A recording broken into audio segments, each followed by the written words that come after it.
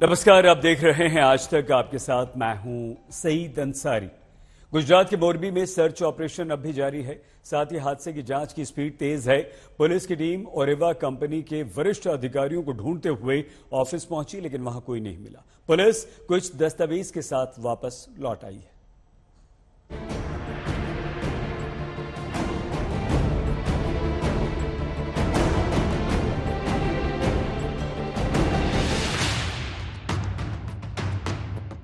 मोरबी हादसे के 5 दिन बीत गए, लेकिन मच्छू नदी में चल रहा सर्च ऑपरेशन खत्म नहीं हुआ। अब भी एक शख्स के लापता होने की बात कही जा रही है। जब तक शव बरामद नहीं होता, तब तक एनडीआरएफ समेत तमाम एजेंसियां सर्च ऑपरेशन चलाती रहेंगी। आज भी सर्च ऑपरेशन कंटिन्यू है। हमको आदेश मिला है कि सर्च ऑपरेशन कंटिन्यू रखना है जब तक डेड बॉडी जो मिसिंग चल रही है वो नहीं मिला था तब तक। बिल्कुल सभी एजेंसियां मिलकर काम कर रही हैं, सब एक दूसरे को सपोर्ट कर रहे हैं। किसी में कुछ कमी है, किसी में कुछ है, तो वो सब एक दूसरे को फिल कर रहे हैं। सब एक दूसरे की सपोर्ट लेके आगे काम कर रहे हैं और होपफुली अगर डेड बॉडी होगी और कहीं अगर ऐसा है कि जो फंस रखी है निकलने का चांसेस हैं, तो वो हम कोशिश करेंगे निकालने की। मोरबी के अस्पताल में भर्ती ज्यादातर घायलों को डिस्चार्ज कर दिया गया है। जो बचे हैं उन्हें भी जल्द ही घर भेज दिया जाएगा। इस बीच हादसे की जांच में जुटी पुलिस ओरेवा कंपनी के आला अधिकारियों को ढूंढते हुए अजंता ओरेवा टाउनशिप तक पहुंची, लेकिन उन्हें कोई नहीं मिला। पुलिस की टीम कुछ दस्तावेजों के साथ बेरंग लौट आई। मोरबी सस्पेंशन ब्रिज की त्रासदी के 5 दिनों बाद भी सर्च ऑपरेशन अभी भी मच्छू नदी में चलाया जा रहा है। 135 लोगों की मृत्यु के बाद अभी भी एक व्यक्ति अभी गुमशुदा है और उसी की तलाश के लिए कम से कम शव बरामद हो सके, इसलिए आज भी मच्छू नदी में एनडीआरएफ के द्वारा, एसडीआरएफ के द्वारा, भारतीय सेना के कुछ जवान हैं, इनकी बोट हैं, वो लगातार अपना सर्च ऑपरेशन चला रही हैं। दरअसल जो दायरा पहले पुल के ठीक नीचे था, उसे अब बढ़ा करके जहां तक पानी का दायरा है वहां तक ले जाया गया है। वो इसलिए क्योंकि पानी के लिए एक जो ब्रिज एम्बैंकमेंट है उसे तोड़ा गया था कि वहां से निकल जाए, और अब ये आशंका भी है कि पानी के अंदर अगर थोड़ा सा भी प्रवाह आया है तो शव बह के यहाँ दूसरे जगहों पर भी जा सकता है, और इसीलिए दिन से लेकर के शाम तक, सुबह से लेकर शाम तक ये पूरा ऑपरेशन चल रहा है। और इसीलिए आप देखिए कि बड़ी संख्या में ये पूरे जो रेस्क्यू फोर्स है वो यहीं पर लगातार तैनात है। जांच में पुलिस ने फॉरेंसिक टीम से ब्रिज की तकनीकी जानकारी मांगी है और उसकी फॉरेंसिक एनालिसिस रिपोर्ट के आधार पर एफआईआर में अतिरिक्त धाराएं भी जोड़ी जा सकती हैं और गिरफ्तारियां आगे भी हो सकती हैं। उधर कच्छ से बीजेपी के एक नेता ने मुख्यमंत्री को चिट्ठी लिखकर मोरबी नगर पालिका के सीईओ का नाम एफआईआर में जोड़ने की मांग की है। सीईओ की पूरी जिम्मेदारी है और सीईओ का नाम एफआईआर में फर्स्ट में होना चाहिए और सीईओ को सजा होनी ही चाहिए, और किसी को सजा हो या ना हो लेकिन सीईओ को होनी चाहिए, क्योंकि इसकी पूरी जिम्मेदारी सीईओ की है।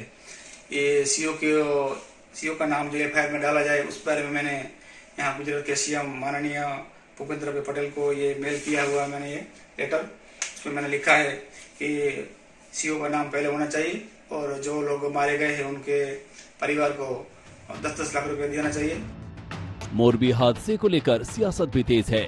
विधानसभा चुनाव का ऐलान हो गया है और विपक्ष ने ऐलान कर दिया है कि मोरबी हादसा मुद्दा बनेगा। उनको मालूम है कि बीजेपी को हराना है तो कांग्रेस को वोट देना है। इतना एंटी इनकम्बेंसी फैक्टर है उधर। कोविड को मिस हैंडल किया, बेरोजगारी की समस्या है, प्राइस राइज की समस्या है, सबसे लास्ट टाइम मोरबी का कांड हुआ है। ये सब मिलकर के सरकार बड़ा दुविधा में है। मेरे ख्याल से सरकार के खिलाफ गुजरात के लोग वोट कांग्रेस को देंगे। मोरबी हादसे के घाव भरने में वक्त लगेगा। हादसे की जांच अभी चलती रहेगी। तय मानिए, जैसे जैसे चुनाव की गर्मी बढ़ेगी, मोरबी हादसे पर सियासत की रफ्तार बढ़ेगी। मोरबी से आशुतोष मिश्रा के साथ आज तक ब्यूरो। एक बड़ी खबर इस वक्त आ रही है। रक्षा मंत्री राजनाथ सिंह ने सख्त संदेश पाकिस्तान को देते हुए एक बड़ी बात कही है।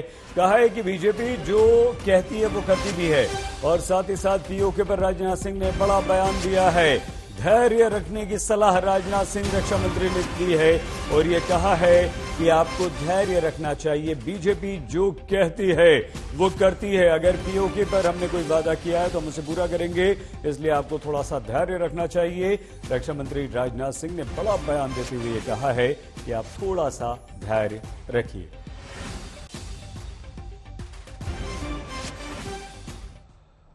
पूरा देश ये जान चुका है सांसों के लिए पराली का जलना कितना खतरनाक है, किसी मुसीबत से कम नहीं। लेकिन क्या किसान इस सच्चाई को नहीं जानते?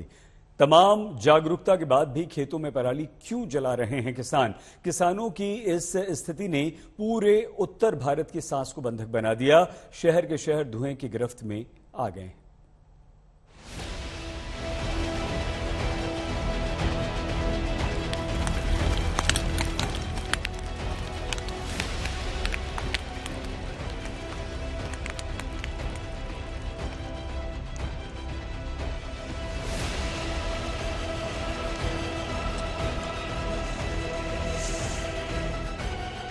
एक बार फिर पराली के धुएं ने समूचे उत्तर भारत को अपनी चपेट में ले लिया है।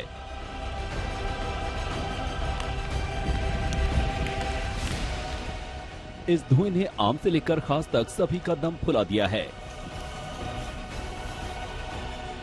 बीते कुछ सालों में समूचा देश जान चुका है, सांसों के लिए पराली का इस तरह जलना किसी आफत से कम नहीं। तब सवाल यही उठता है कि क्या किसान इस हकीकत से वाकिफ नहीं? आखिर तमाम जागरूकता के बावजूद खेतों में पराली क्यों जला रहे हैं किसान?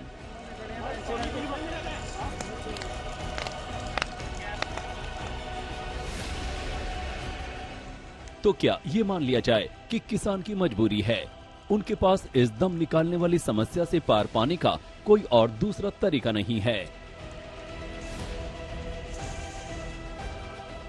दिल्ली में पराली को लेकर जब शोर हुआ तो गुजरे सालों में पंजाब की सरकार ने किसानों को पराली प्रबंधन में वित्तीय मदद देने का ऐलान किया था। दिल्ली में AQI लेवल लगातार गिरता जा रहा है। 999 का लेवल भी एक जगह पर कल शाम को पहुंचा है और ये इसलिए हो रहा है क्योंकि पंजाब में लगातार पराली जल रही है। 16,000 घटनाएं हो चुकी है पराली जलाने की। इसमें 33% इंक्रीज हुआ है पिछले वर्ष की तुलना में और बस एक दिन में 1800 से ज्यादा फायर बर्निंग इंसिडेंट्स हुए हैं पंजाब में। परंतु पंजाब के एग्रीकल्चर मिनिस्टर बोलते हैं कि पंजाब में जो पराली जल रही है वो जिम्मेदार नहीं है दिल्ली में प्रदूषण का।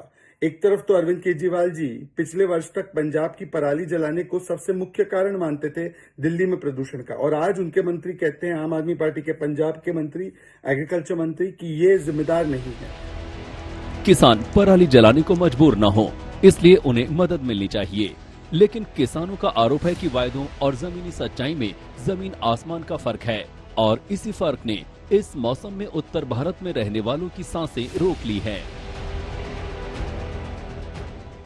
लेकिन जानकार मानते हैं कि पराली जलाने का सरकारी सुविधा या संसाधनों की कमी से कोई लेना देना नहीं, बल्कि ये सिर्फ मानसिकता का सवाल है। कि जिस तरह से यहाँ पर दिल्ली NCR में दम घोटू हवा, जहाँ पर सांस लेना भी मुश्किल हो रहा है, लोगों को देखने में दिक्कतें आ रही हैं, सांस लेने में तकलीफें आ रही हैं, सभी का कारण है पराली जलाना। और इस पर भी अब सियासत जमकर शुरू हो गई है। आम आदमी पार्टी केंद्र सरकार पर आरोप लगा रही है और ये कह रही है कि मध्य प्रदेश जैसे राज्यों में भी पर प्रदूषण का स्तर यही है। तो वहीं दूसरी ओर दिल्ली से बीजेपी का कहना ये पड़ रहा है कि ये सब आम आदमी पार्टी के कारण ही हो रहा है, क्योंकि वो प्रदूषण को कंट्रोल में नहीं रख पा रहे हैं। लेकिन इस सब के बीच आम आदमी को, आम इंसान को, दिल्ली NCR के रहवासियों को सबसे ज्यादा मुश्किलों का सामना करना पड़ रहा है। एक तरफ सरकार से मदद न मिलने का आरोप लग रहा है, तो दूसरी तरफ पराली निस्तारण के लिए 3 पूर्व सैनिक नए तरीकों के साथ सामने आए हैं।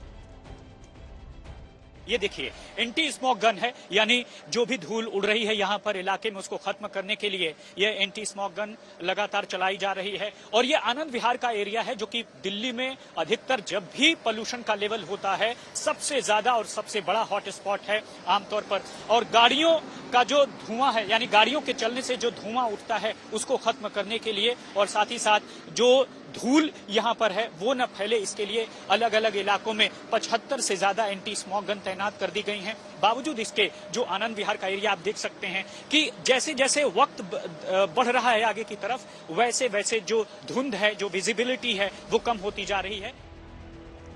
जब तक सुविधाओं का जाल नहीं बिछ जाता तब तक पराली जलाने से रोकने के लिए दंडात्मक कार्रवाई का सहारा लिया जा रहा है। सरकार की तरफ से सैटेलाइट से डेटा जुटाया जा रहा है। 8000 नोडल अफसर पूरे प्रदेश में नजर रखे हुए हैं। जैसे ही पराली जलाने की जानकारी मिलती है, मौके पर पहुंचकर टीम एक्शन लेती है। पंजाब पॉल्यूशन कंट्रोल बोर्ड के मुताबिक पराली जलाने के मामलों में 50% की बढ़ोतरी दर्ज की गई है। ये मुद्दा सांसों का है। कतरा कतरा सांस के लिए खांसते खंगारते लोगों के लिए अब बात दम घोटती हवा पर आकर अटक गई है। ऐसे में पराली जलाना सचमुच जिंदगी से खिलवाड़ करने से कम बड़ा अपराध नहीं है। आज तक ब्यूरो। दिल्ली एनसीआर में इन दिनों हवा में जहर घुल चुका है। सांस के एक एक कतरे के लिए लोगों को जी जान से जूझना पड़ रहा है। स्थिति ऐसी कि मानो शहर का शहर गैस चैम्बर में बदल चुका हो। दिल्ली का हाल तो ऐसा है कि यहां सांसों की कमी सी हो गई है, ऐसा लगता है। आंखों में जलन है, गले में खराश है। पूरे शहर की समस्या लगता है सिर्फ यही है।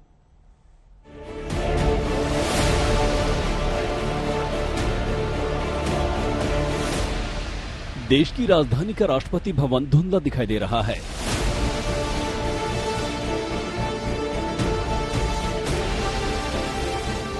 इंडिया गेट के आसपास धुएं की चादर तनी हुई है और अक्षरधाम मंदिर के आसपास कुछ भी नजर नहीं आ रहा, क्योंकि स्मॉग बहुत ज्यादा है। इन तमाम इमारतों के साथ साथ दिल्ली एनसीआर इस वक्त कतरा कतरा सांस को तरस रहा है। यानी ठंड की शुरुआत के साथ ही वायु प्रदूषण ने एक बार फिर दिल्ली को अपनी आगोश में ले लिया है। राजधानी के अलग अलग इलाकों से आई ये तस्वीरें भी इस बात का जीता जागता सबूत हैं कि देश की राजधानी अब गैस चैम्बर बन चुकी है। राजधानी की इस हालत की वजह सिर्फ एक है, पराली। पंजाब के खेतों में धड़ल्ले से जल रही पराली और उससे निकलने वाले धुएं का असर अब चौतरफा जारी है। बठिंडा, तरनतारन, पटियाला, संगरूर जैसे कई जिलों में पराली धू धू कर जल रही है, जिसकी वजह से धूप की किरणें भी सही से धरती तक नहीं पहुंच पा रही और सूरज इस कदर मध्यम पड़ चुका है कि हवा तक का दम घुटने लगा है। देश की राजधानी दिल्ली और उसके आसपास में जो लोग रह रहे हैं, जब वो सुबह उठते हैं तो उनको नजर आता है कि दूर की बिल्डिंग जो किसी समय में साफ नजर आती थी वो अब साफ नहीं नजर आती है और सुबह उठ के सांस लेने में दिक्कत होती है, जो दिक्कत दिन भर रहती है। उसका कारण ये है कि दिल्ली की हवा बहुत ज्यादा प्रदूषित हो चुकी है। अगर हम ये जाने कि कितनी प्रदूषित हो चुकी है तो उसका आप अनुमान लगा सकते हैं कि एक जलने की सी जो स्टेंच है, अगर आप इंडिया गेट के पास खड़े हैं तो आपको इंडिया गेट नजर नहीं आएगा, लाल किले के पास खड़े हैं तो आपको लाल किला नजर नहीं आएगा। ये सब इसीलिए है क्योंकि एक पोल्यूशन की जो लेयर है, एक परत है, उसने पूरे दिल्ली एनसीआर को इस समय घेर रखा है। धू धू कर जलते खेत और आसमान में छाता काला धुआं। दिल्ली का आसमान जब भी इस तरह जहरीले धुएं की चपेट में आता है तो दिल्ली की सियासत में अलग तरह का जहर घुल जाता है और हर एक की जुबान पर होता है एक नाम और उसे पराली कहते हैं। इस वक्त हम आईटीओ पे हैं और आप हालात देखिए, आसमान में धुंध की एक चादर छाई हुई है। खुले आंखों से आप बहुत ज्यादा दूर तक नहीं देख सकते हैं और इसकी वजह यह है कि पिछले कई दिनों से दिल्ली एनसीआर में AQI लेवल या तो वेरी पुअर कैटेगरी में है या सीवियर कैटेगरी में है। अगर हम आंकड़ों की बात करें तो सफर के डेटा के हिसाब से आज सुबह दिल्ली में AQI लेवल 354 था, यानी कि 350 के पार। और CPCB के डेटा में, जिसमें लगभग रियल टाइम माना जाता है डेटा, देखिए साउथ दिल्ली में लाजपत नगर के पास जो मीटर है उसमें 418 है, यानी कि सीवियर कैटेगरी में है। दिल्ली से सटे कई इलाके भी ऐसे ही बिना सांस के तड़प रहे हैं। सच कहा जाए तो दिल्ली की हवा खराब है। आंकड़ों के मुताबिक बुधवार को एनसीआर के इलाकों में गाजियाबाद में AQI का स्तर 332, नोएडा में 339, गुरुग्राम में 310, ग्रेटर नोएडा में 336 और फरीदाबाद में 346 रहा। ज्यादातर इलाकों में या तो AQI level very poor category में है या सीवियर कैटेगरी में जा पहुंचा है, जो स्वास्थ्य के लिहाज से अच्छी हवा नहीं मानी जाती है और खासकर उन लोगों के लिए जिनको सांस की बीमारियां पहले से ही है। इसी बीच centre for science and environment यानी CSE की एक रिपोर्ट में दावा किया गया है कि दिल्ली का दम फुलाने के लिए अकेले पराली को विलन बनाना ठीक नहीं है, बल्कि दिल्ली में बेहिसाब वाहन छुट भइये बदमाशों जैसा रोल अदा कर रहे हैं। मंगलवार के मुकाबले बुधवार को दिल्ली की हवा कुछ सुधरी जरूर, लेकिन हालत अब भी बेहद खराब है। 21 से 26 अक्टूबर के बीच दिल्ली की हवा में PM 2.5 बढ़ाने में आधा हिस्सा गाड़ियों से निकलने वाले धुएं का था। रिपोर्ट में कहा गया है कि दिवाली के हफ्ते के दौरान गाड़ियों से होने वाले प्रदूषण की हिस्सेदारी 49.3% से 53% तक है। गाड़ियों के अलावा दिल्ली में घरेलू प्रदूषण 13%, इंडस्ट्रीज का 11%, कंस्ट्रक्शन का 7%, कचरा जलाने और एनर्जी सेक्टर का 5% और सड़कों की धूल और दूसरे तरीकों का 4% हिस्सेदारी है। आज तक ब्यूरो।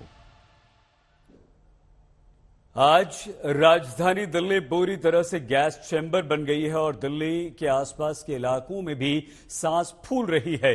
लेकिन दिल्ली सरकार के मुख्यमंत्री अरविंद केजरीवाल के पराली को लेकर सुर बदल से गए। आपको सुनवाते हैं अरविंद केजरीवाल को, जिनके 2018 से अब तक हर साल किस तरह से सुर बदलते रहे। देखिए, ये सैटेलाइट की इमेज है, इसको कोई नकार नहीं सकता। पंजाब के अंदर बठिंडा, अमृतसर, ये सारा बाकी सारा पंजाब के अंदर का पोर्शन है। तो अचानक 25 अक्टूबर के बाद कोई ट्रांसपोर्ट तो नहीं बढ़ गए, कोई गाड़ियां तो अचानक 25 अक्टूबर को रातों रात इतनी गाड़ियां तो नहीं आ गई। 25 अक्टूबर से 20 नवंबर के बीच में दिल्ली का पोल्यूशन बढ़ता है। वो दिल्ली के पोल्यूशन को बढ़ने का कारण पराली है। पंजाब और हरियाणा के अंदर अगर फसलें जल रही हैं और उनका धुआं दिल्ली पहुंच रहा है, इसमें केंद्र को सामने आना पड़ेगा। केंद्र को सबके साथ बैठ के मीटिंग बुलानी पड़ेगी। हमने तो काफी कोशिश की है, आप लोग भी देख रहे हो कि पराली का जो वो है वो कम होने की बजाय बढ़ता ही जा रहा है। इस बार नंबर ऑफ फायर्स जो थे वो डबल हुए हैं। तो कुछ तो करना पड़ेगा, आसपास की सरकारों को कुछ तो करना पड़ेगा। प्रदूषण के बढ़ने का एक बड़ा कारण इन 2-3 महीनों में होता है कि आसपास के राज्यों के अंदर जो पराली जलती है, उस पराली का धुआं पूरे, केवल दिल्ली में नहीं कह रहा मैं, किसान अगर पराली जलाने के लिए मजबूर होता है तो सबसे ज्यादा धुआं तो उसको, बेचारे उस किसान को और उसके परिवार को बर्दाश्त करना पड़ता है। अब बारी है सरकारों की, क्या सरकारें इसको लागू करेंगी या साल दर साल इसी तरह से लोग पोल्यूशन से जूझते रहेंगे। अब अक्टूबर नवंबर आने वाला है, 10 अक्टूबर के आसपास से दिल्ली की हवा फिर से खराब होने लगेगी और उसका बड़ा कारण है कि आसपास के कई राज्यों से पराली का धुआं, जो पराली जलाई जाती है उसका धुआं जो आता है, उसकी वजह से हवा दूषित होती है। दिल्ली एनसीआर में जबरदस्त पोल्यूशन है। AQ बहुत बढ़ गया है, आंखों से पानी और गले में खराश। इस समय पूरे एनसीआर में हर कोई इसी स्थिति से गुजर रहा है। कामकाज, रोजी रोटी कमाने के लिए घर से निकलना ही पड़ता है, जरूरी है। हमारे कई संवाददाताओं ने दिल्ली के अलग अलग इलाकों में जाकर देखा प्रदूषण का स्तर क्या है।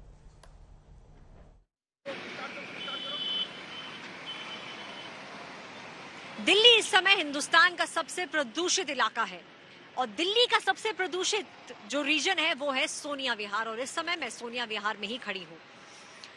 सोनिया विहार का जो आंकड़ा है AQI का, वो 400 के पार है। यानी कि ये जो हवा है ये जहरीली हो चुकी है। और ये मैं नहीं कह रही, मेरे पास तथ्य है ये साबित करने के लिए कि जिस जगह मैं खड़ी हूँ ये देश की इस समय सबसे प्रदूषित जगह है। ये जो आपको मेरे फोन में नजर आ रहा है ये AQI यानी कि एयर क्वालिटी इंडेक्स का आंकड़ा है, जो इस समय आपको साफ दिखाएगा कि सोनिया विहार दिल्ली के अंदर जो स्थित है इसकी क्वालिटी सीवियर है और जो आंकड़ा है वो है 417। 400 के पार होते ही जिस भी इलाके में 400 से पार होता है ये आंकड़ा, उसमें ये साफ हो जाता है कि सीवियर पहुंच चुकी है एयर क्वालिटी, यानी कि ये हवा जो है ये अब जहरीली हो चुकी है। साल दर साल देखा जाता है कि देश की राजधानी दिल्ली में प्रदूषण बढ़ता जाता है। इसका इम्पैक्ट क्या होता है? अगर कोई सोनिया विहार में रहता है और हर साल इस प्रदूषित हवा में सांस लेता है तो उसकी जिंदगी से लगभग 10 साल कम हो जाएंगे। और अगर मैं यहाँ खड़ी रहूं अगले 1 घंटे तक तो मेरी जिंदगी पे कम से कम 1 साल का असर पड़ेगा, यानी कि मेरी जिंदगी से जो मेरी लाइफ एक्सपेक्टेंसी है वो 1 साल कम हो जाएगी। इसके अलावा ये जो आंकड़ा आपको यहाँ नजर आ रहा है 417, इससे 2-3 चीजें और होंगी। मेरे फेफड़ों पे इसका बहुत असर पड़ेगा। सबसे पहला असर पड़ेगा कि लंग कैंसर होने के जो चांसेस हैं वो बढ़ जाएंगे, यानी कि इस इलाके के अंदर जितने भी लोग रहते हैं उन सभी के लिए एक बहुत बड़ा खतरा है लंग कैंसर का। दूसरी दिक्कत होती है दिल के दौरे की, क्योंकि कुछ स्टडीज ये बताती हैं कि दिल का दौरा भी पड़ सकता है उन क्षेत्रों में जहां पे हवा बहुत प्रदूषित होती है। कई लोगों को साल दर साल ऐसी हवा में सांस लेने से अस्थमा की बीमारियां भी हो जाती हैं। हर साल यही होता है, सियासत होती है। कई लोग पंजाब की तरफ अपनी उंगलियां उठाते हैं, लेकिन जो लोग राजधानी दिल्ली में रहते हैं उनके पास कोई ऑप्शन नहीं बचता है सिवाय इसके कि वो साल दर साल इसी जहरीली हवा में सांस लेते रहें।